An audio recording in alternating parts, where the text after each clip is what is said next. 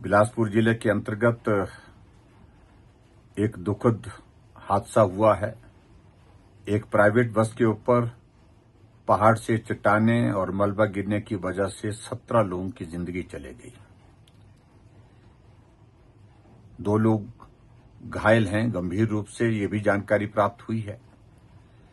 मैं सभी व्यक्तियों जिन्होंने अपने परिवार के सदस्य खोए हैं के प्रति अपनी संवेदना व्यक्त करता हूं।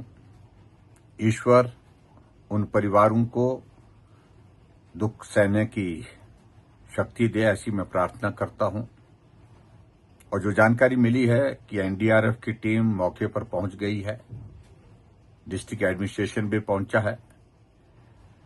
हमारे वहां के स्थानीय विधायक मौके पर वही हैं, जेआर कटवाल जी, और बिलासपुर के विधायक त्रिलोक जम्वाल जी भी वहां पर चले गए हैं।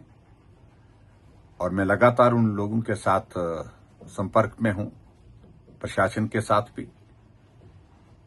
मैं अपनी संवेदना व्यक्त करने के साथ साथ मैं सचमुच में बहुत पीड़ा महसूस कर रहा हूं कि इस बार इस बारिश के मौसम में हिमाचल प्रदेश में बहुत सारे लोगों की जिंदगी चली गई।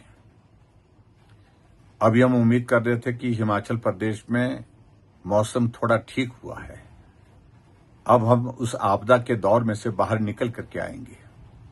लेकिन पिछले 2 दिनों से फिर लगातार बारिश के कारण भूस्खलन की घटनाएं, सड़कें टूटने की खबरें आ रही हैं। और ये हादसा निश्चित रूप से हम सब लोगों को विचलित करने वाला है। बरसात का ये लंबा दौर हिमाचल प्रदेश के लिए एक बहुत बड़ी आपदा के रूप में जाना जाएगा। और मैं यही कहूंगा, ईश्वर हम सबको इस दुख को सहन करने की शक्ति दे और इस आपदा के दौर में से ईश्वर हमको बाहर निकाले, ऐसी मैं प्रार्थना करता हूं। मैं स्वयं कल मौके पर जाकर के जो प्रभावित परिवार हैं, जिन परिवार के सदस्य खोए हैं, उन परिवारजनों से मिलने की कोशिश करूंगा।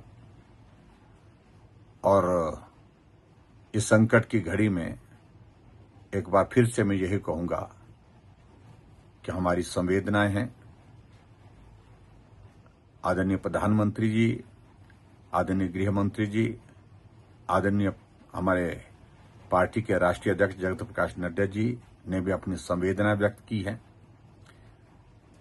आदरणीय अध्यक्ष जगत प्रकाश नड्डा जी का मुझे फोन आया और उनने पूरी जानकारी हासिल की। जो जानकारी हम उनको दे सकते थे वो जानकारी हमने उपलब्ध कराई है। और मौके पर जाकर के कल मैं और डिटेल में जो जानकारी दी जा सकती है वो जानकारी भी दूंगा।